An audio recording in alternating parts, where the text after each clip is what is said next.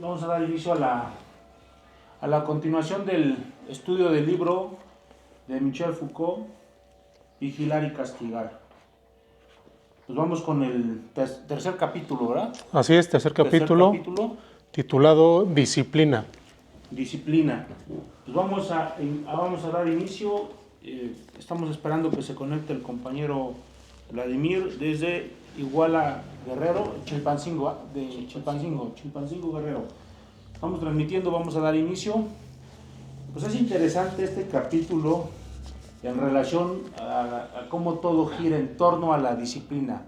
Hacer un análisis de lo que es la disciplina en todos los aspectos del hombre, ¿no? Así es. Cómo se introduce y verlo desde las diferentes formas de actuar del hombre. Por ejemplo, cuando inicia en este capítulo, habla de la cosificación del cuerpo. En efecto, pone el ejemplo del soldado. El soldado. El soldado, previo a este análisis que está realizando Foucault, se construía solamente con meros discursos de altivez, de valentía, todos los adjetivos que le conocemos a este militar, a este guerrero. Sin embargo, en esa transición que está analizando Foucault del siglo XVII y XVIII, en la época clásica que él denomina, hay un viraje al entendimiento del cuerpo. El cuerpo entendido como un objeto de poder que se construye. Y en esta transición, el propio cuerpo del militar, del soldado, es un objeto que se construye, un mecanismo que se hace, que se ejercita a través de la disciplina para obtener los mejores resultados. Dotarlo de fuerza, de valentía, de vigor, con la intención de obtener los mejores resultados.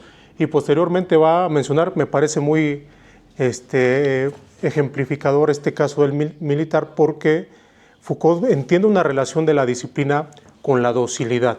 Es decir, entre más disciplinado es un sujeto, más dócil, más obediente, más callado, más calmado, pero aparte es más fuerte en las tareas que se le están siendo encomendadas.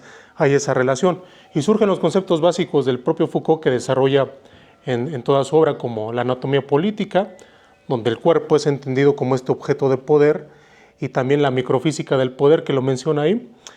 Incluso el propio Foucault tiene un texto titulado de esta manera, La microfísica del poder, es decir, de cómo los detalles que parecen a veces inútiles, estériles, son el objeto que van a construir o son el mecanismo que van a construir a estos cuerpos disciplinados, que genera cuerpos dóciles, obedientes y bien capacitados para realizar la tarea de la que son construidos.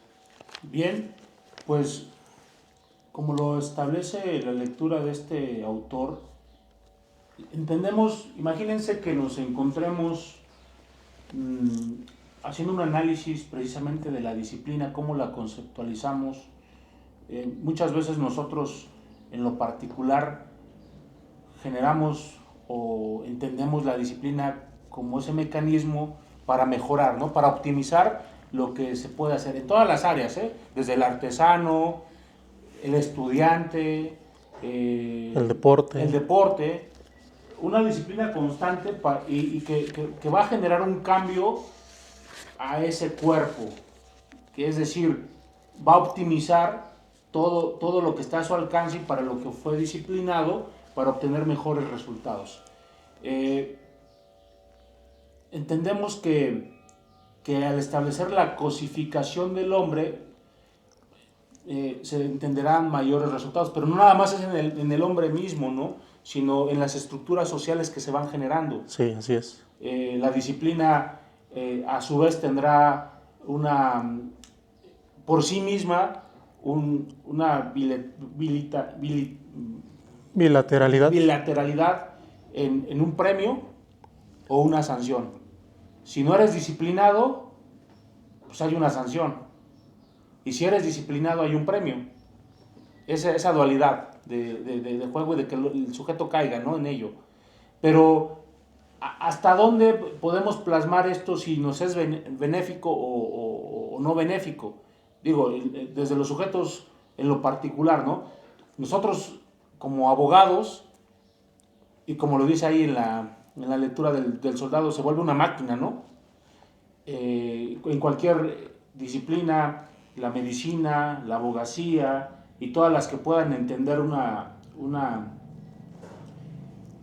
rama que necesite disciplina para el mejoramiento, hasta dónde nos afecta o nos beneficia. Digo, acá el poder radica en tener el control, porque entenderíamos que el control está precisamente entre todo esto que nos hacen creer en relación a ser mejores, humanamente hablando, ¿no? O disciplinadamente hablando, entre mejorar o una sanción. Pero va más allá, porque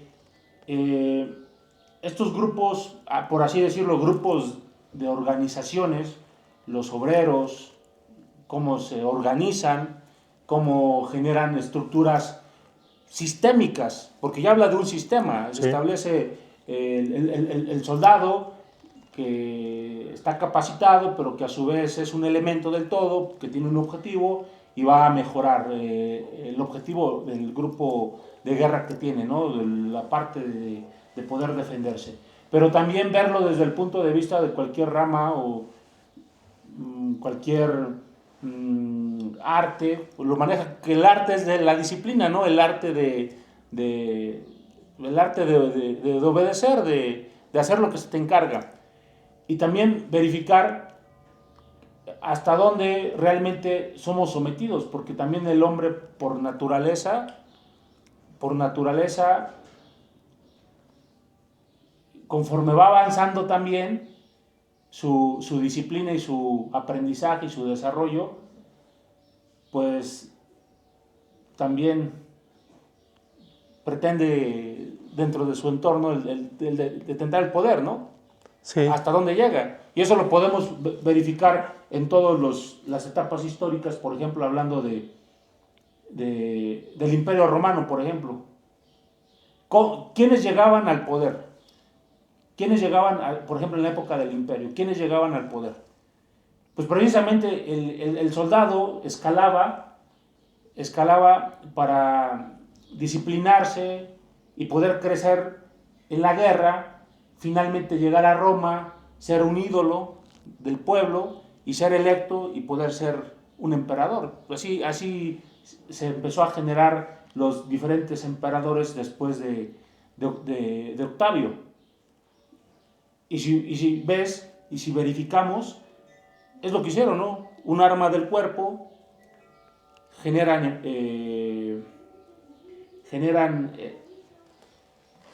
ese poder sobrehumano que representan a la ciudad romana, y finalmente cuando llegan y detentan el poder, por ejemplo con Julio César, cómo hace a un lado al Senado y el pueblo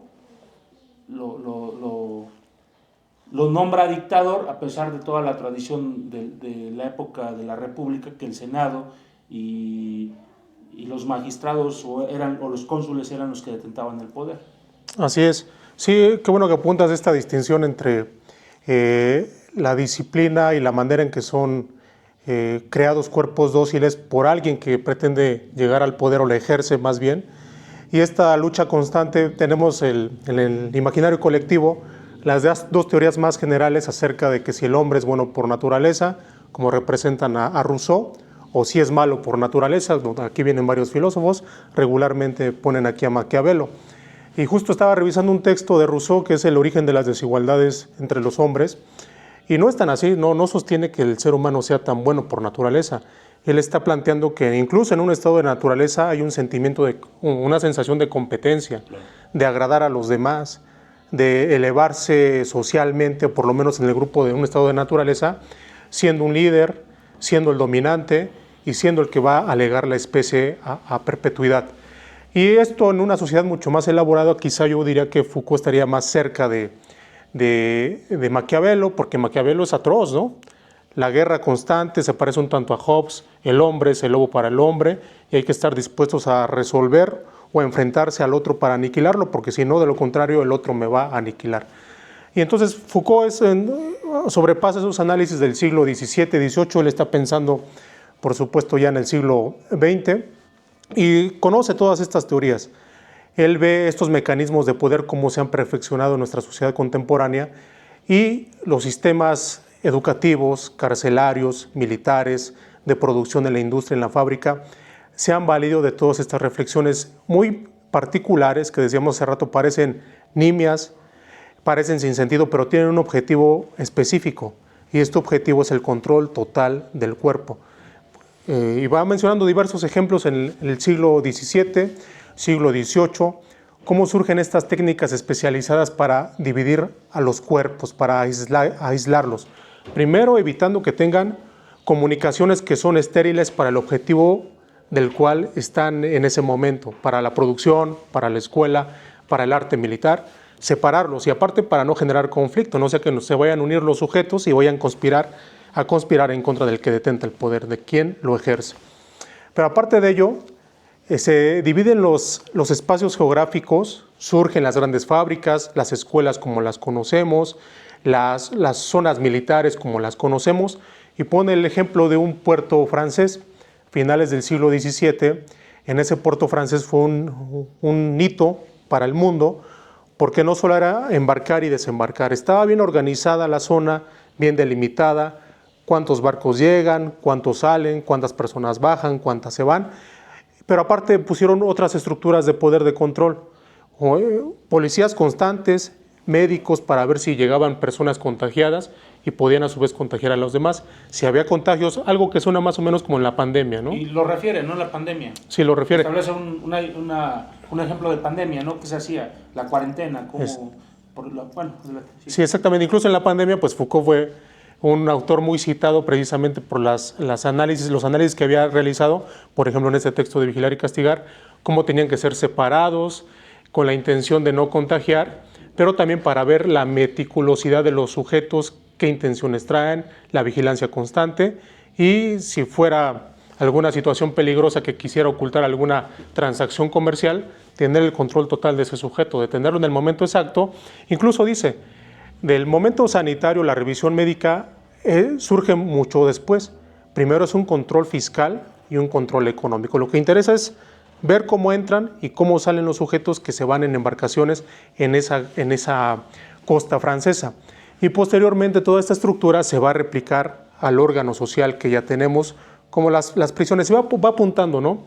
Me parece que aquí va dando pautas cómo es que va surgiendo la prisión moderna, cómo se va organizando y qué tipos de sujetos va fabricando para tener esos cuerpos dóciles que todo mundo sueña, ¿no? Incluso dice, en este contexto de pequeños ardides es donde surge el hombre contemporáneo, el hombre moderno, perdón. El hombre moderno surge con estas minucias de la fragmentación del cuerpo, de la fragmentación de los tiempos, fragmentación de los espacios, de esta anatomía política que es conocerlo, separarlo, volverlo integral para obtener su docilidad y sus mejores fuerzas en la tarea que está siendo encomendado. Aquí nace y, por supuesto, nace nuestra sociedad. Y el análisis que planteabas hace un momento es real. Foucault dice en algún momento determinado en el texto y en otros más, que aunque la disciplina se puede ver en estos dos filos, propositiva o negativa, propositiva porque nos hacemos duchos, hábiles en la tarea que estamos realizando, y negativa porque somos dóciles, ¿no? Somos dóciles para la tarea que estamos desempeñando también, ¿no? Estamos articulados o sujetos bajo un discurso en la tarea en la cual yo me encuentro desempeñando. El deportista se entrena todos los días, se hace muy fuerte, se hace muy hábil, y está siendo dócil en la disciplina que él mismo está ejercitando, pero además logra sobrepasar a los demás. Y ahora es algo interesante aquí porque todas las instituciones que conocemos en nuestros días se fundan en este control total, en esta minucia del poder. Las escuelas, los internados, los psiquiátricos. Y dice, y Foucault se le conoce por estas críticas severas a la medicina, a la psicología, al psicoanálisis, pero en una parte llega a decir, estas minucias tan pequeñas operan hasta cuando dormimos, ¿no? Es decir, ahí se está mostrando muy cercano al psicoanálisis, aunque él lo ha criticado mucho en su obra. En la dimensión onírica de los sueños se nos generan deseos, se nos generan modos de control, y de la noche a la mañana pues queremos manifestar nuestros deseos, no sé, trabajando día y noche para obtener cierta cosa, o ejercitándome día y noche para obtener cierta ventaja y cierto control de mi cuerpo. Y bueno, posteriormente nos va a meter otro concepto que es la sociedad disciplinaria. Bueno, eso vamos un poquito más adelante, pero es muy ilustrativo de cómo esto va llevando hasta el nacimiento de la prisión. Poco a poco nos va llevando a conocer estas características que va a tener el hombre del encierro y el espacio geográfico, arquitectónico diseñado para este control total. Sí, es una visión muy completa de cómo la sociedad ya está determinada. Es decir, de acuerdo a lo que nos dice Foucault, toda la estructura que ya se tiene, y no nada más es en el artesano, el obrero o el estudiante, ¿no? En las escuelas, sino somos todos, ya está todo determinado, porque pues, hay una segmentación, lo que decían, obreros, cómo van a funcionar, cuáles son los horarios de trabajo, cómo será la producción, e incluso al establecer, por ejemplo, los derechos laborales, ¿no? Cuando se obtuvieron, por qué se obtuvieron, si el estar laborando físicamente en las fábricas generaba precisamente producción o los estándares o los objetivos que se planteaban las fábricas. De hecho, China, hay algunos países que incluso se estaban planteando también en México, ¿no? Que la restricción de un día sí, un día no, creo que Slim, ¿no? ¿Se acuerdan? Casi como 2-3 años, que cuando estábamos en trabajo en casa, que ahorita ya se perdió todo eso, que ciertos grupos eran más eficientes, que no fueran a trabajar físicamente a sus lugares de trabajo y que lo hicieran desde casa y que un día sí, un día no. Ahorita ya se perdió todo eso, creo que ya se perdió, ¿no? Sí, ya no se menciona nada ya al no respecto. Se menciona nada de eso, pero sí y que había un nuevo pensamiento del trabajo, de la cuestión laboral. Ya no escuché nada, y lo estaba planteando, si no mal recuerdo, era Slim, ¿no? Entonces, el tema acá que yo puedo observar es, si el cuerpo es dócil, las personas son dóciles, muchos de nosotros no nos damos cuenta. Son ciertos grupos los que quieren esto, ¿no? Y los que detentan el poder. Finalmente esta estructura es para conservar ese poder. Lo que decías en relación a la cuarentena.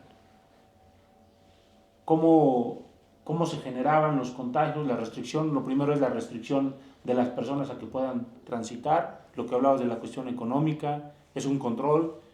Y yo creo que precisamente estos medios de, por así decirlo, los medios de protección a los grupos de poder, es un mecanismo que emplean para tener el control. ¿Te imaginas cuántos habitantes son en México, cuántos habitantes son en el mundo, cuántos ciudadanos somos o cuántas personas somos? Ciudadanos, personas, va creciendo, todos los seres humanos. ¿Cuántos son y cuántas personas detentan el poder? ¿Cuántos funcionarios puede existir? Entonces, ¿cómo los puedes controlar? Pues con estos temas, ¿no? Así es. Con estos mecanismos, con estas herramientas. Inventarte una pandemia por cuestión económica, para tener ventajas, porque son ventajas. Se van generando ventajas a estos grupos que detentan el poder. Y finalmente, ¿nosotros qué hacemos? Porque fuimos educados desde pequeños, en México, el kinder, primaria, secundaria, preparatorias, universidades, maestrías, doctorados. ¿Y qué nos han enseñado? A obedecer. Con estas tecnologías que describe Foucault, del dominio de la disciplina, ¿no? Y sí. Desde que nacemos hasta que morimos. Se acaba de conectar el licenciado Vladimir. Estamos aquí hablando, amigo, acá vamos a darte entrada cuando nos comentes.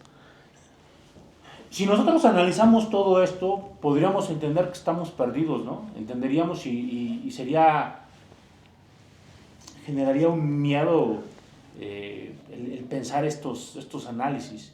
Pero finalmente, si observamos a nuestro alrededor, nosotros no somos los que movemos todos estos grupos de poder o estas ideas de poder. Y yo creo que este libro también nos interesa mucho para despertar, y recordemos que nosotros como abogados participamos en esas estructuras. en la creación de leyes, Así es. en la aportación de análisis de creación de leyes. Es un tema bien interesante que debemos entender los alcances de cada normativa. Por ejemplo, hablando de pandemia, apenas lo vivimos. Hace un mes, o un poquito menos, fue el puente de Benito Juárez cuando se dio en el 2020. ¿Qué empezó a generarse? Restricción de los ciudadanos. No podían salir, ver puertos, se restringieron ingresos de países a países. Incluso en México, la restricción de tránsito se estableció, pero si hacemos un análisis legal y constitucional, nada se rigió en México. Hablo de México, y tuve por ahí comunicación con algunos abogados de Ecuador, de Cuba y de Colombia, porque nuestro sistema constitucional está regulado este tipo de eventos. No dice pandemia, dice perturbación grave a nuestro país. Y ahí vienen los requisitos. Hay una estructura constitucional que se debe cumplir. Pero si te das cuenta, es tan grande el terror que se genera a los ciudadanos, a las personas, que se valida los comportamientos ilegales. ¿Qué hacen? A ver, primero, como lo dice Foucault, es que las personas no puedan salir. Y hay excepción. ¿Quiénes salen? Pues los que vigilan, el alcalde, el policía, para corroborar que no salgan de sus domicilios. Ya tenemos una especie de cárcel, la casa. No puedes salir de tu casa. En el caso concreto de México, pasó lo mismo. No podías transitar, no podías llegar a ciertos lugares, estaba prohibido, se cerraron los negocios, no podías salir. ¿Y por qué comento esto? Porque la Constitución, de la hipótesis que yo les referí, establece un mecanismo y no se llevó a cabo, que son la suspensión de derechos humanos y garantías. ¿Y cuáles son? A ver, ¿quién interviene? ¿Quién interviene? ¿Quién interviene? Primeramente, esta suspensión se va a dar por el Congreso. La solicita el Ejecutivo, la aprueba el Cámara de Diputados, Cámara de Senadores. ¿Cómo funcionan los tres poderes? Y finalmente, el alcance que se tiene es temporalidad, espacio de la suspensión de sus derechos y garantías. ¿A qué personas? O sea, hay reglas también. Y ese mismo artículo establece que el acceso a la justicia no se podrá suspender. ¿Y qué pasó acá? Todos los tribunales dejaron de funcionar. Habían personas que detenían, no había tribunales. Ese caos que se generó, más allá de las reglas ya establecidas y la validación del Estado, y que a su vez generó otro caos, y voy para allá.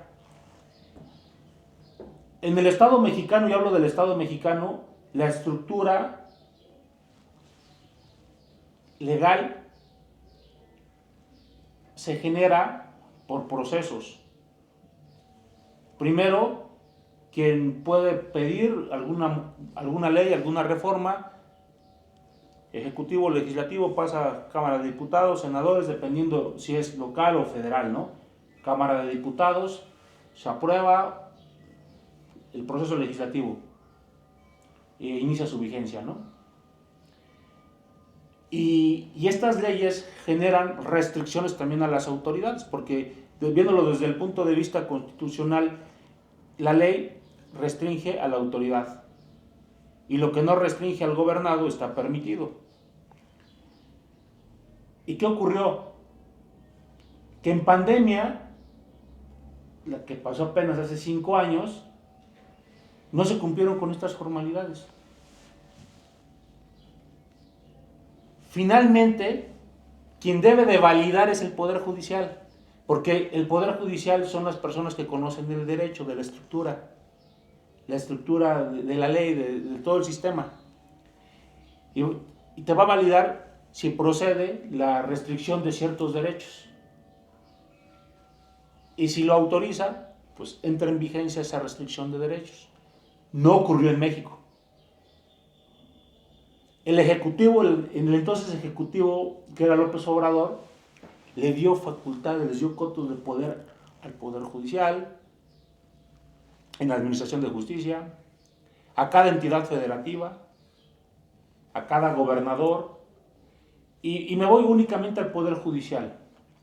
Se les da facultades para el efecto de decir qué días y horas son hábiles, cuando todo ese proceso legislativo de días y horas hábiles están generadas por ley.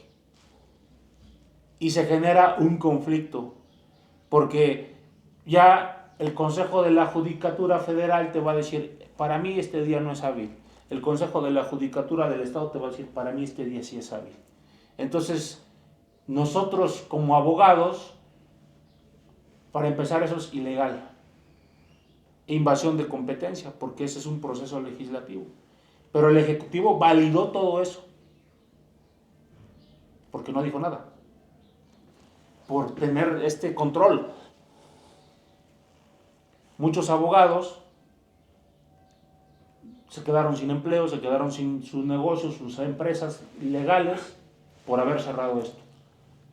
El Poder Judicial, como era asalariado, pues dice, pues yo me quedo en mi casa con mi familia, sigo cobrando. Los que se dedicaban por cuenta propia no tuvieron ingresos y se genera este caos. Este control, esta es una reestructuración del poder, pero del terror, ¿no? ¿Te imaginas? Esa estructura que teníamos no fue seguida al pie de la letra como lo establece la Constitución. Pero el problema no quedó ahí. El problema fue mayor, porque al darle el Consejo de la Judicatura, cuando es una obligación del legislativo, tuvo poder. Yo ya hago lo que quiero. Y el Ejecutivo ya no lo pudo controlar. ¿Y cuál es la fuerza de poder para ese grupo? ¿Cuál fue esa fuerza de poder para ese grupo? La reforma judicial. La reforma judicial se da como resultado, ¿sí estabas en vivo? Como resultado de este conflicto de poder. Fíjate. Y que nadie lo ha visualizado, o yo no he escuchado. Yo lo analicé desde un primer momento. Y yo les decía, y promovían paros. Esto es ilegal. Pero el Poder Judicial recobra un monopolio muy más allá de lo que el Ejecutivo permitió, el Congreso permitió. Porque todo eso de tiempos, términos, son cuestiones que debes de cumplir por ley. Y de pronto, ya todos hacían lo que querían. Y el Ejecutivo generó ese freno a ese grupo de control. Necesitamos una reforma judicial, mejores jueces. Cuando la Administración de Justicia, sabemos, en materia penal, no es de los jueces, porque la gran parte, y en las tres fases, quien interviene es el Ministerio Público. Cuando digo las tres fases es prejudicial, judicial y posjudicial. En la prejudicial es cuando vas con el Ministerio Público, le dices que hay un delito, tiene que investigar, tiene que establecer medidas de protección, y la vida diaria no lo hace, en este sistema ni en el anterior sistema. Llegan, cambian a ministerios públicos cada rato, no están siendo capacitados. Pareciera que esto es intencional, ¿eh? Cada denuncia que se presenta tarda aproximadamente, si llega a un juicio, para llegar a un juicio, mínimo 6-7 años. Mínimo 6-7 años, y si es que llega. Por eso el tema de la señora Carlota, ¿cómo se llama? Carlota. señora de edad avanzada, si analizamos, todo fue un problema del Ministerio Público. Porque cuando tú presentas la denuncia, como abogado puedes pedir el aseguramiento del bien para que MP lo asegure y en su caso, si alguien se metió, no pueda venderlo, es decir, que pase a otra persona y después sea más difícil recuperar el bien. Lo hemos hecho, lo hemos pedido aseguramientos de bienes, hemos pedido a que saquen ciertas personas de ciertos lugares y MP no lo pide, ¿no? Y no lo pide. Nos vamos a omisiones, el sistema penal te establece un recurso para ir al juzgado penal y pedirle que haga ese trabajo. Y tampoco lo hace. Nos hemos ido al amparo, tenemos la fortuna de tener resultados ahí, pero ya te estoy hablando de un proceso de 8 a 15 meses. La señora había presentado su denuncia, si no me equivoco, 2 meses antes. Imagínate la señora, la impotencia que todos los ciudadanos en México están. Entonces el problema no radica en un tribunal, radica en el Ministerio Público. Y cosa que no hubo reforma, ¿eh? Si hubiese generado una reforma para mejorar la administración de justicia, lo primero haber sido generado una reestructuración a los ministerios públicos. Y es un punto bien concreto: ministerios públicos y jueces. Responsabilidad. Hablando de disciplina, ¿no? Ellos no tienen responsabilidades, ellos se toleran todas sus incompetencias, sus abusos del poder y sus violaciones a derechos humanos. Ellos se protegen. Para ellos no pasa nada. Salvo el que quiera salirse de este núcleo, pues es aislado, ¿no? E igual como referencia a que tienes que hacer las cosas bien, pero malas, ¿no? O sea, hacer las cosas mal, pero que no te cachen. Y saberlo manipular y poder salir de esa solicitud que te hace el gobernador. Entonces, el problema que se generó, regreso a la idea, es que en el Poder Judicial pues ya se le había dado la libertad. Por eso hubo esa marcha, o esa manifestación, en donde no laboraron, porque el Ejecutivo lo había permitido. Es responsabilidad del Ejecutivo, es responsabilidad del Congreso no haber generado todo esto. Lo refiero por esta estructura, ¿no? Que refiere, esa estructura de poder. Y después, pues el caso de Puebla igual. Te pido que me dones 2 hectáreas, o te expropio 2, o te expropio 4. O sea, ahí está la manifestación del poder, de la sanción y de si haces las cosas bien, te premio, ¿no? Entonces el comportamiento está a todos lados y en todos lados. Pero el tema fundamental que estaba yo tratando de dar a entender o comprender es que debemos de comprender como abogados las estructuras de los que tienen el poder, hacia dónde van. Es decir, nosotros como abogados debemos conocer los derechos humanos de cada ciudadano, de cada grupo, de cada sector, y verificar, porque este es un parámetro que nos va a decir hacia dónde vamos. Otro ejemplo, y ya termino, yo me salí. La restricción del alcance del amparo. Hubo apenas reformas. La prisión preventiva. Y no estamos diciendo que saquen a los no se les puede llamar delincuentes porque son inocentes hasta que se les demuestre lo contrario. Es una contradicción. Entonces nos daremos cuenta qué es lo que quieren. O sea, quieren conservar el poder a través de este terror que se genera, las prisiones, no administrarte justicia. Y si no te administras justicia y haces justicia por propia mano, pues vas a ir a la cárcel. Apenas había salido Mario Marín, lo regresaron a prisión preventiva.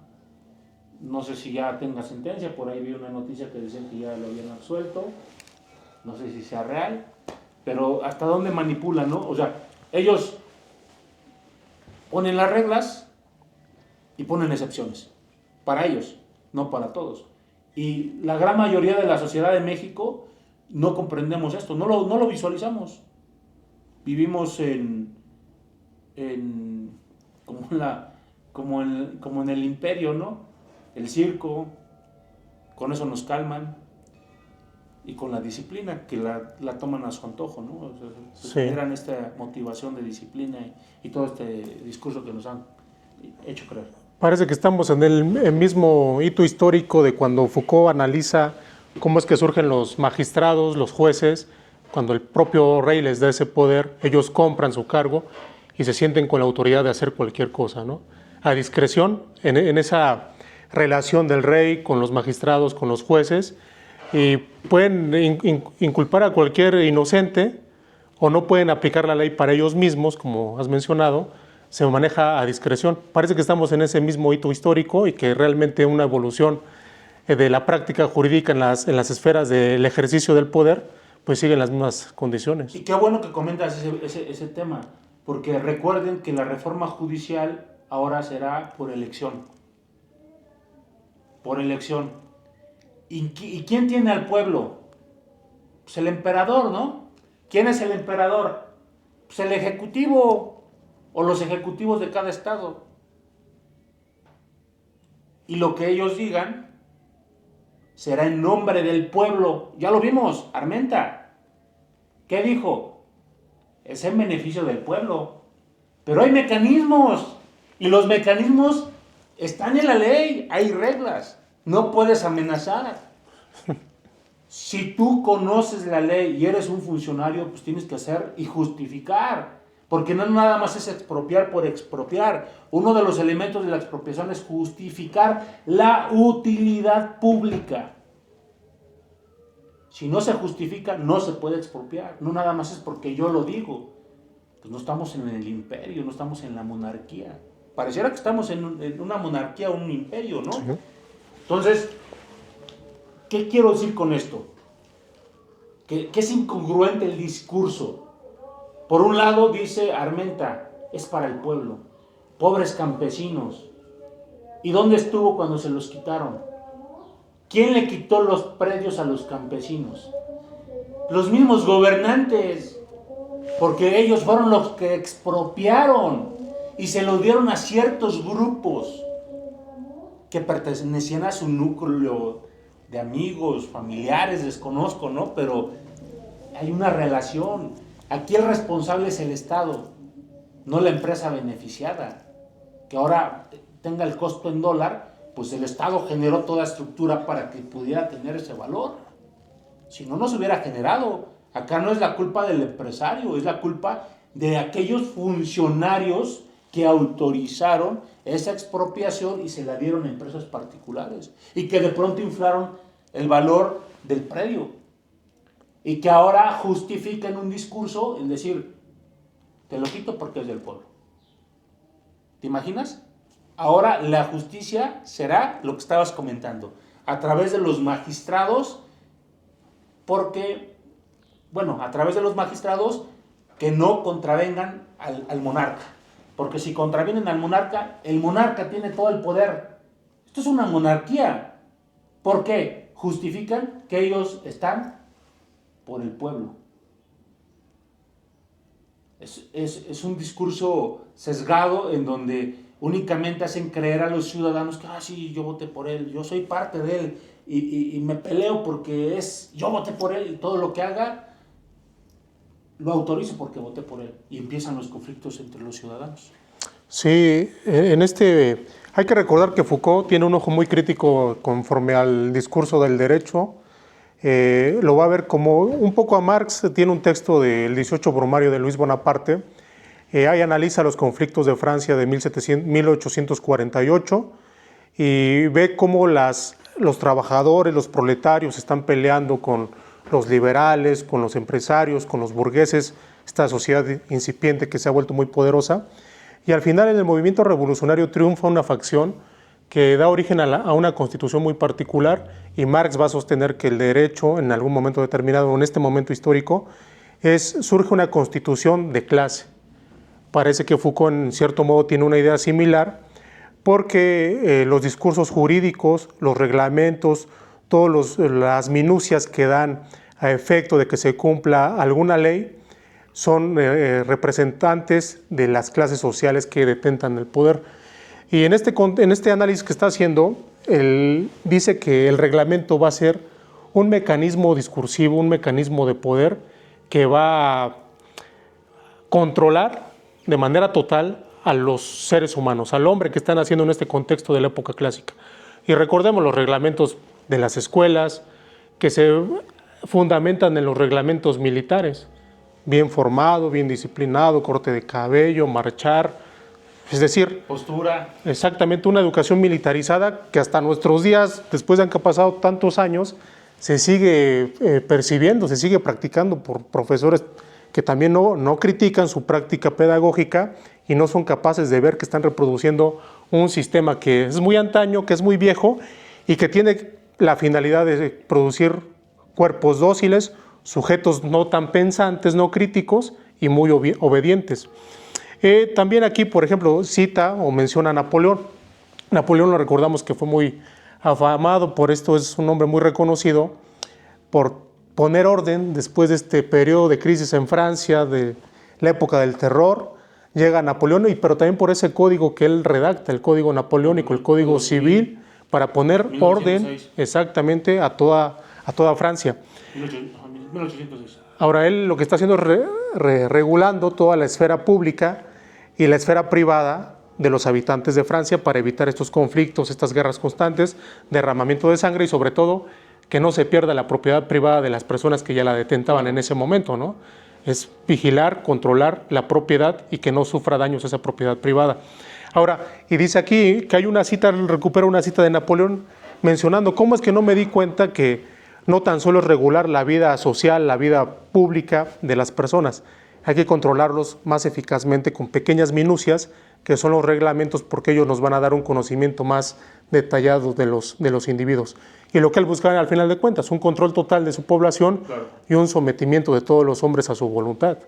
Por eso es conocido como el gran emperador. Y dice, si yo lo hubiera sabido desde antes, mi imperio hubiera sido mucho más grande y mucho más, no tan efímero como fue al final de cuentas. Es algo también que retomas que es muy interesante. ¿Por qué? Recordemos que toda esta etapa traemos tradiciones romanistas y el derecho o la creación del derecho y el cumplimiento del derecho era bajo una interpretación dogmática. Lo que escribe el legislador en el documento es lo que se tiene que hacer. No hay interpretaciones más allá de lo que ha dicho el legislador. Control total. Y generarnos la idea de que es la ley, es el reglamento y debemos de cumplirlo. Pero yo creo que en México, hablo de México, porque tendríamos que entrar a la particularidad de cada estado-nación, cada país, para comprender su estructura jurídica. Y yo hablo de México a partir de la reforma de derechos humanos. Entiendo que el comportamiento humano se tiene que garantizar, ¿no? Los derechos humanos se tienen que garantizar. Y se genera un parteaguas a las cuestiones dogmáticas. Se los digo porque en los tribunales tú no podías hacer más allá de una interpretación de lo que dijera la ley. En estricto sentido debió de haber sido hasta 10 de junio del 2011, porque ahí entran los derechos humanos en México obligatorios. El trasfondo no lo sé, pero entran los derechos humanos. Y ahora ya puede hacer una interpretación a favor de derechos humanos. Si la ley decías que era injusta, por decirlo así, un análisis a violación de derechos humanos, partiendo del hombre, el tribunal te decía, no, pues es la ley. Y ese era el argumento, un argumento dogmático. Cuando surgen los derechos humanos, el ciudadano, a través del abogado, puede debatir esa ley y puede decir, no se cumple porque vulnera derechos humanos y lo justificas. 2011. Y la amplitud a poder proteger esos derechos humanos y cambiar el sistema legal que traíamos arrastrando dogmático. Y de hecho la Constitución decía que se tendría que modificar todo, porque esa reforma cambia muchos artículos. Y yo creo que ahí le da la oportunidad al hombre, al ciudadano, al que no gobierna, al que no detenta el poder, a hacer valer y respetar esos derechos, ¿no? Así es. Sí, pues estamos en esta transición histórica de cómo los sujetos ahora son más vigilados, controlados. También se le dotan derechos que antes no tenía. Vemos la transformación del suplicio, ¿no? Ahora buscando por la protección del cuerpo, por no mutilarlo, no castigarlo, pero los castigos van encaminados en otro sentido. Pero hay todo un discurso que se ha creado, ha evolucionado el derecho, se puede nombrar este derecho que tenemos como el propio individuo que tenemos, que somos, por el hecho de haber nacido, estamos amparados por un conjunto de derechos que son inalienables, que son indivisibles, que son o deben ser respetados incluso por la autoridad, sin embargo no lo hace. Exacto. Pareciera que es solo un discurso, pero todo ese discurso está en textos constitucionales. Y llegué a analizar esto y te imaginas la Constitución de 1824 cómo se genera, la Constitución del 57 cómo se genera y la Constitución de 1917 cómo se genera. De una cuestión ilegal, bárbara, como le quieran llamar, muertes, todo. Y finalmente un grupo que detenta el poder prevalece y establece cómo se va a regular el país para que conserve el poder. Pero a través de la reforma de estos derechos humanos, y lo hemos planteado, ¿verdad?, ya no generar todos esos conflictos, no tan solo de México, de Francia, de Inglaterra, de todos. Así surgieron las constituciones. Las constituciones surgen precisamente para frenar el poder del soberano, porque ya recordemos la Carta Magna de Juan Sin Tierra, 1215, en donde ya establece qué es lo que podía hacer el soberano, una restricción. Pero acá nos da la oportunidad, yo así lo veo, de poder modificar todos estos derechos contenidos en nuestra Constitución sin pasar por un movimiento social y que un grupo que quiera detentar el poder genere una nueva Constitución a su antojo, sino establecer parámetros conocidos ya en todo el mundo y que favorezcan, y plantearlos no por ellos, los que generan la ley, sino hasta incluso esos legisladores ya no servirían, ya no los necesitaríamos. ¿Por qué? Porque el ciudadano analiza su texto, hace un análisis comparativo y verifica qué tratado internacional protege más ciertos derechos. Educación, maestros, análisis, médicos, salud, medios de protección legal, todo lo que haya en el país, medio ambiente, y traerlos. Y nosotros como ciudadanos, a través del amparo, podamos generar la línea que podamos dirigir ya con estos parámetros y decir, mira, hay esto, tu funcionario encargado, poder constituyente, no lo has hecho por omisión, te pido que lo hagas. Y ellos obedecer. Estaríamos en una precisamente el poder ahí sí cumpliría con lo que establece el artículo 39, el poder del pueblo, ¿no? Pero a través de ese análisis, sí, quitaríamos estos grupos de poder. Dirían, pues son grupos de poder internacional que te han generado esta idea, pero pues quitaríamos estos feudos aquí en México. Yo así lo veo.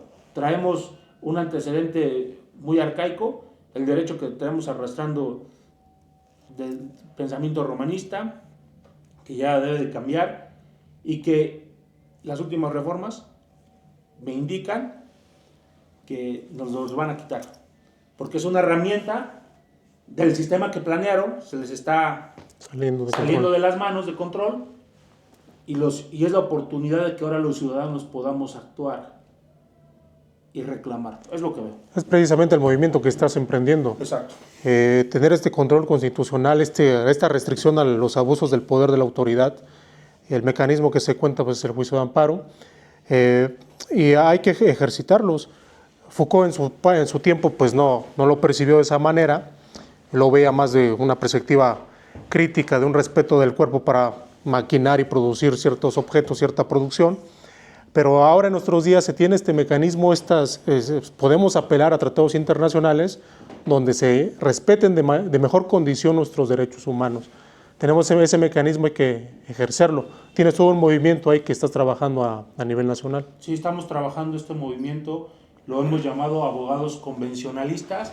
Precisamente hace 3 días nos llegó una notificación, ¿verdad?, de un amparo que se planteó contra la reforma, y nos dan suspensión para que no se lleve la elección, se mantenga. Si nos damos cuenta, para los ciudadanos existe división de poderes. El Ejecutivo administrará, por así decirlo, el Estado, lo representará y podrá plantear reformas, modificaciones, pero su función es ejecutar. Por eso se llama ejecutivo, ejecutar todo lo que está en el país en organismos administrativos, organismos que son empresas del Estado, que ya casi, ya ni hay, ya no hay ninguna, ya todas, ya no hay, de verdad. Están desmanteladas. Ya todas están desmanteladas, los servicios de educación, todo lo que nos vivimos a diario, y todos los funcionarios, transporte, todo, para eso tienen sus secretarías, eso es lo que tiene que hacer el Ejecutivo. Mencionabas hace un momento que quizá tienda a desaparecer este mecanismo de control. Sí. No, sí. pues es un... Lo quieren desaparecer. Se ve que va por ahí, ¿no? Se ve que va por ahí, pero sería atroz para todos los gobernados. Claro, ¿por qué? Porque en las últimas reformas, el texto dice lo siguiente: no se podrá interpretar más allá de lo que establece el texto, ¿no? O sea, ya no hay interpretación pro persona. Cuando la fuente del derecho es la propia interpretación, una de las fuentes importantes Claro. del derecho es la interpretación. Te limitan. Pero a contrario sentido, tenemos el artículo primero. Si tú dices, si no interpreto más, pues el artículo primero me dice que sí lo puedo hacer. O sea, lo querían hacer ya de pronto, quitar ese alcance, el pro persona. Pero se dieron cuenta que iba a haber repercusiones internacionales. Y quien estaba planteando todo esto y defendiendo esta idea era Adán Augusto. Pero se echaron para atrás. Sí. Entonces empezaron a hacer otras reformas. Ahí le están midiendo en la reforma Están midiendo. Y poco a poco las van a ir dando y nos vamos a olvidar de esto. Si no entendemos, si no tenemos bien cimentado que este mecanismo que se generó a partir de 2011 es el mecanismo por excelencia para proteger derechos humanos del ciudadano, no tendríamos nada. Los que no lo entienden, pues nunca van a entender que ocurrió esto, ¿no? Pero los que podamos entender un poco esto, tenemos que defenderlo. Claro. Por eso el movimiento de abogados convencionalistas. Está el a mecanismo. través de las convenciones. Mientras esté el mecanismo hay que ejercerlo. Así es. Hay que aprovecharlo. Vladimir, ¿estás ahí? Sí, buenas tardes. Israel Mastravino, buenas tardes. Buenas tardes. Al final, escuchando a todos los presentes. estoy muy atento a cada una de las reflexiones y el orden de ideas que están señalando respectivamente a Michel Foucault y sobre el objeto que es el mecanismo de poder, de la disciplina, del orden de control ahora mediante gestos, mediante las cosas minúsculas que referían, y cómo esto ha ido evolucionando de una forma sofisticada, dice Foucault.